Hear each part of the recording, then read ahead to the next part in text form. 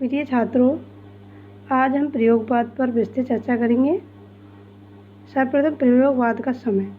प्रयोगवाद का समय 1943 से 53 तक माना जाता है, अर्थात इसका जो समय है वह 43 से 53 है। अब प्रयोगवाद से अभिप्राय। आगे ने काव्य को प्रयोग का विषय माना था। उनके कथन से ही धीरे धीरे उन कविताओं को प्रयोगवादी कहा जाने लगा जो कथ्य एवं शिल्प की दृष्टि से प्रगतिवादी कविता से अलग थी। प्रयोगवादी काव्य को किसी विचारधारा विशेष में सीमित कर देने के विरोधी रहे हैं। वे नए विचारों एवं मतों का समर्थन करते हैं। ये न केवल नए सत्य की खोज बल्कि अभिव्यक्ति के नए माध्यम की खोज की भी घोषणा करते हैं। आगे ने लिखा है, क्या लिखा है? प्रयोग दोहरा साधन है। एक तो उस सत्य को जानने का साधन है जिसे कवि प्रेषित करता है, और दूसरे वह उस प्रेषण की क्रिया को और उसके साधनों को भी जानने का साधन है। इस तरह ये कवि शिल्प को अधिक महत्व देते हैं। प्रयोगवादी कवि प्रयोग करने में विश्वास करते हैं। नई संवेदनाओं, नए भावों, नए शिल्प से युक्त काव्य रचना में विश्वास करते हैं। इनमें भाषा की दृष्टि से नए प्रयोग है, शिल्प की दृष्टि से, काव्य वस्तु की दृष्टि से नए नए रूप अपनाए हैं। अतः इनका नाम प्रयोगवादी सार्थक जान पड़ता है, और इस नए भाव सौंदर्य, नए शिल्प सौंदर्य के कारण ही इस काव्य का नाम प्रयोगवाद पड़ा, क्योंकि इन्होंने इन सभी क्षेत्रों में नए नए प्रयोग को महत्व दिया। प्रयोगवादी कवियों ने अपने व्यक्तिगत सुख दुख को, अपनी व्यक्तिगत संवेदनाओं को नए नए माध्यमों से अभिव्यक्त किया और उस यथार्थ को अभिव्यक्ति प्रदान की जिसे वह भोगता है। दूसरे शब्दों में यदि कहे तो मध्यम वर्गीय समाज का ह्रास उन्मुख जीवन ही प्रयोगवादी काव्य में चित्रित किया गया है। इन्होंने भावुकता के स्थान पर बौद्धिकता को अपने काव्य में स्थान दिया है। निराशा, कुंठा, अनास्था को भी अभिव्यक्ति प्रदान की है। प्रयोगवाद के उदय की परिस्थितियाँ। तो प्रयोगवाद का उदय कैसे हुआ?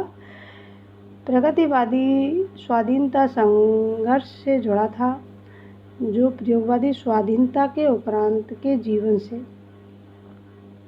क्या प्रगतिवादी स्वाधीनता के संघर्ष से जुड़ा था, तो प्रयोगवाद जो था वह स्वाधीनता के उपरांत के जीवन से जुड़ा हुआ है। आज़ादी मिल जाने के बाद लोगों के सम्मुख ऐसा आदर्श नहीं बचा जो उन्हें जोड़ पाता, इसलिए सामूहिकता की भावना की जगह व्यक्तिवाद की भावना पनपने लगी। द्वितीय विश्व युद्ध के बाद संपूर्ण विश्व पूंजीवाद और समाजवाद को लेकर दो खेमों में बंट गया। साम्राज्यवादी देशों ने समाजवादी देशों के विरुद्ध व्यक्ति की स्वतंत्रता का नारा प्रबल किया, और प्रयोगवाद के उदय में इसी व्यक्तिवाद की भावना ने महत्वपूर्ण भूमिका निभाई। और प्रयोगवाद के उदय का एक अन्य मुख्य कारण यह भी था कि प्रगतिवादी आंदोलन एक खास विचारधारा पर केंद्रित था।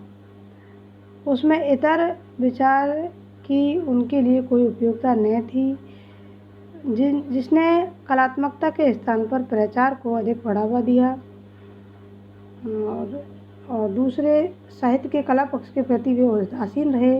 इन कारणों से साहित्य में प्रगतिवाद का स्थान प्रयोगवाद ने ले लिया, क्योंकि प्रयोगवाद से पहले जो काव्यधारा थी वह प्रगतिवाद थी, तो प्रगतिवाद के बाद ही प्रयोगवाद का उन्मेष हुआ।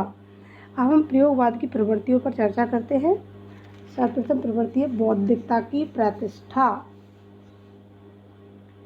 प्रयोगवादी कवियों ने भावुकता के स्थान पर बौद्धिकता को महत्व नहीं दिया, अपितु उसे प्रतिष्ठित भी कर दिया। बौद्धिकता की इस प्रतिष्ठा के कारण ही जगदीश चंद्र जी क्या कहते हैं, देखो, वह उन प्रबुद्ध विवेकशील आस्वाद को लक्षित करके लिखी जा रही है जिनकी मानसिक अवस्था और बौद्धिक चेतना नए कवियों के समान है। बहुत अंश में नई कविता की प्रगति ऐसे प्रबुद्ध भावुक वर्ग पर आश्रित रहती है। आगे प्रगतिशील कवि होने के नाते उनकी शिशिर की सखा निशा कविता में बौद्धिकता की झलक मिल जाती है। जैसा कि उन्होंने लिखा है, क्या लिखा है? वंचना है चांदनी नित, झूठ है वह आकाश का चिर विधि गहन विस्तार, शिशिर की राका निशा की शांति है निस्वार। लघुता के प्रति सम्मान, जो प्रयोगवादी कवि थे उनमें लघुता के प्रति सम्मान की भावना है। प्रयोगवादी कवियों ने इस चराचर जगत के छोटे और क्षुद्र प्राणियों को भी महान, सुंदर और जीवन शिल्पी के रूप में उभारा है। उनका जीर्ण शीर्ण सौंदर्य साहित्य में नया उपमान बनकर आया। छायावादी कवियों ने अपनी कल्पना शक्ति से प्रकृतिवाद और मानवीय सूक्ष्म भावों का चित्रण किया। इसके विपरीत प्रयोगधर्मी इन कवियों ने उपेक्षित छोटे वर्ग को साहित्य में स्थान दिया और उसे प्रतिष्ठित भी किया। अभी तक जिन्हें काव्य में बहिष्कृत कर रखा था, प्रयोगवादी कवि ने उन्हें सम्मान दिया।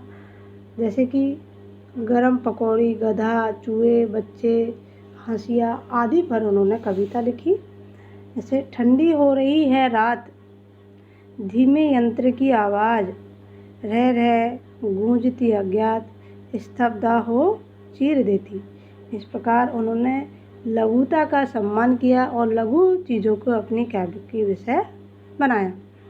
क्षण अनुभूति, क्षण अनुभूति प्रयोगवादी काव्य की प्रमुख प्रवृत्ति मानी जाती है। प्रयोगवादी कवि प्रत्येक क्षण को महत्व देता है और आकुल व्याकुल होकर भी जीने के लिए छटपटाता रहता है। उनका मानना है कि हमारे लिए एक एक क्षण का विशेष महत्व है।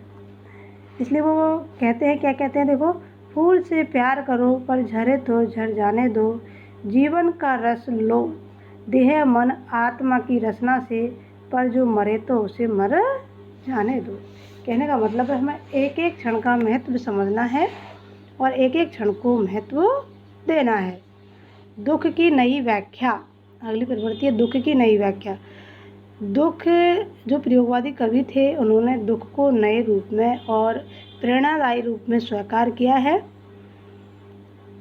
और नए तौर पर व्याख्या की है। प्रयोगवादी कवि मानते हैं कि जीवन में दुख आता है, उससे निराश हताश नहीं होना चाहिए, बल्कि उसका जीवन में कुछ महत्व, कुछ उपयोग समझना चाहिए।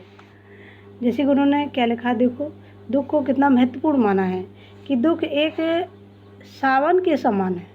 जैसे साबुन हमारे कपड़े की या तन की गंदगी को दूर कर देता है, उसी प्रकार से जो दुख है उसमें हमारा व्यक्तित्व निखर जाता है। कैसे, देखो, दुख सबको मांझता है और चाहे स्वयं सबको मुक्ति देना वह न जाने, किंतु जिसको मांझता है उसे सिखा देता है कि सबको मुक्त रखो। इस प्रकार उन्होंने दुख को बिल्कुल नए रूप में अभिव्यक्त किया है। अनास्थावादी दृष्टिकोण, प्रयोगवादी कवियों का दृष्टिकोण भगवान के प्रति अनास्था मूलक रहा है, अर्थात वे ईश्वर में विश्वास नहीं करते हैं और धरातल की बात करते हैं। अतः इन कवियों का ईश्वर के प्रति उपेक्षा मूलक दृष्टिकोण रहा है। अगली प्रवृत्ति जो है वह है जिजीविषा की भावना। प्रयोगवादी काव्य की एक प्रमुख प्रवृत्ति जिजीविषा की भावना है।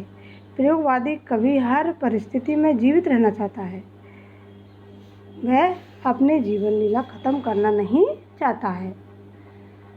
फिर कहता, देखो, बना दे चितेरे मेरे लिए चित्र बना दे। इसलिए वो कहता है बना दे चितेरे मेरे लिए चित्र बना दे।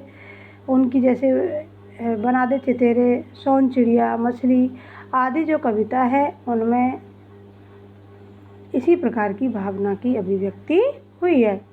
नूतन सौंदर्यबोध, प्रयोगवादी काव्य में जहाँ एक और तो सामाजिक जीवन में व्याप्त घुटन, निराशा आदि के गीत गाए। भाई नूतन सौंदर्य बोध की भी अभिव्यक्ति प्रदान की। कवि नवीनता के पुजारी थे, इस कारण उन्हें सौंदर्य चित्रण की प्राचीन पद्धति अच्छी नहीं लगती। उन्हें पुराने उपमान मैले जान पड़ते हैं, इसलिए उन्होंने क्या कहा है, देखो, अगर मैं यह कहूँ पिछली घास हो तुम, लहलाती हवा में कलंगी छर हरी बाजरे की।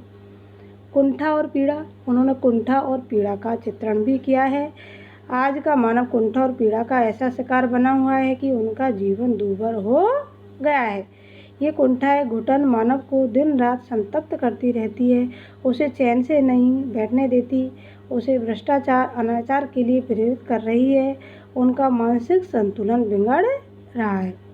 जैसे उन्होंने कहा, प्यार से अभिशप्त है तुम कहाँ हो नारी। और व्यक्ति निष्ठा, प्रियवाद की एक अनुप्रवृत्ति है व्यक्ति निष्ठा। उसमें अहम निष्ठ वैयक्तिकता है। प्रियवादी कवियों को जो भोगना पड़ा, उन्हें जो अनुभूत हुआ, उसे अपनी कविता में व्यक्त किया। उनका काव्य अनुभूति को ईमानदारी से अभिव्यक्त करने के कारण ही अपना निजी काव्य बन गया है। आगे की नदी के दीप कविता इसी प्रकार की है। उन्होंने कहा है, हम नदी के दीप हैं, हम नहीं कहते कि हमें छोड़कर शोर सायनी बहन के वह हमें आकार देती है। इस प्रकार उन्होंने नए नए भाव, नए नए शिल्प को आधार बनाकर काव्य रचना की। अब है नवीन शिल्प। तो ये प्रयोगवादी कवि है। प्रयोगवादी काव्य का माध्यम नवीन शिल्प के अन्वेषण का रहा है। नए युग की नई विचारधाराओं की नई अनुभूतियों की सम्यक अभिव्यक्ति के लिए जब परंपरागत उपमान फीके नजर आ रहे थे, तब नए उपकरण खोजने के प्रयास किए जाते हैं। आगे ने तारचौक की भूमिका में नई राहों के राही होने के बाद स्वीकार किया कि उनके द्वारा अनेक प्रयोग किए गए। आड़ी तिरछी पंक्तियाँ, शब्दों की तोड़ मरोड़, मुक्तक, छंद आदि पर उन्होंने काव्य रचना की। और उनकी जो शब्द भंडार है, उन्होंने काव्य को खुला आमंत्रण दिया। तत्सम, तद्भव, अंग्रेजी आदि स्रोतों से शब्दों का चयन किया। शब्द शक्तियों की दृष्टि से लक्षणा का प्रयोग किया और उन्होंने संज्ञा शब्दों को विशेषण के रूप में प्रयुक्त किया। इस तरह उन्होंने नए नए शब्द विकसित किए, जैसे हरा से हरिया, गंध से गंधाते, छंद से छंदित आदि। इन्होंने अक्षरों के टाइप पर विशेष ध्यान दिया। अप्रस्तुत विधान, इन्होंने यहाँ इनकी जो प्रवृत्ति है, एक अप्रस्तुत विधान। इनके यहाँ उपमान बहुत महत्वपूर्ण है, क्योंकि कविता केवल वर्णन नहीं वरन चित्र विधान भी है। कविता की ताजगी या बासीपन उपमानों पर निर्भर करती है। कुछ उपमान है उनके, जैसे नवंबर की दोपहर, मौन, जॉर्जेट के पीले पल्ले, धूल भरी बांसुरी, सरीखा आदि। अगली प्रवृत्ति है प्रतीक। बड़े पैमाने पर प्रतीकों का प्रयोग हुआ है। यथार्थ की जटिलता को पूर्णतः व्यक्त करने हेतु ये प्रतीक प्रयुक्त करते हैं। छंद पर उनका क्या विचार है, देखो, प्रयोगवादी कवियों ने नए नए प्रयोग करने हेतु कुछ नए छंदों की सृष्टि की। वैसे मूल रूप से छंदों का निषेध ही दिखाई देता है, किंतु लय का इन्होंने विशेष ध्यान रखा है। इस प्रकार इनकी जो रचना है वह छंदविहीन रचना है। काव्य रूप, इन्होंने नए प्रबंध लिखे, नए मुक्तक की। यह कविता प्रयोगधर्मी होने के कारण पारंपरिक काव्य शास्त्र के ढांचे को प्रत्येक स्तर पर विरोध करती है। जो पारंपरिक काव्य शास्त्र का जो ढांचा था, उस ढांचे का यह प्रत्येक स्तर पर विरोध करती है। इस प्रकार हम कह सकते हैं कि प्रयोगवादी काव्य नवीन है। इसमें नए नए प्रयोग, भाषा, शिल्प, भाव, शब्द, छंद, अप्रस्तुत विधान आदि हर दृष्टि से नए नए प्रयोग किए। इसीलिए इन कवियों को प्रयोगवादी कवि कहा गया। और इनका जो काव्य है वह पूर्णतः नवीन है और नवीन चित्रण के कारण ही इसकी विशिष्टता है। आज इतना ही, धन्यवाद।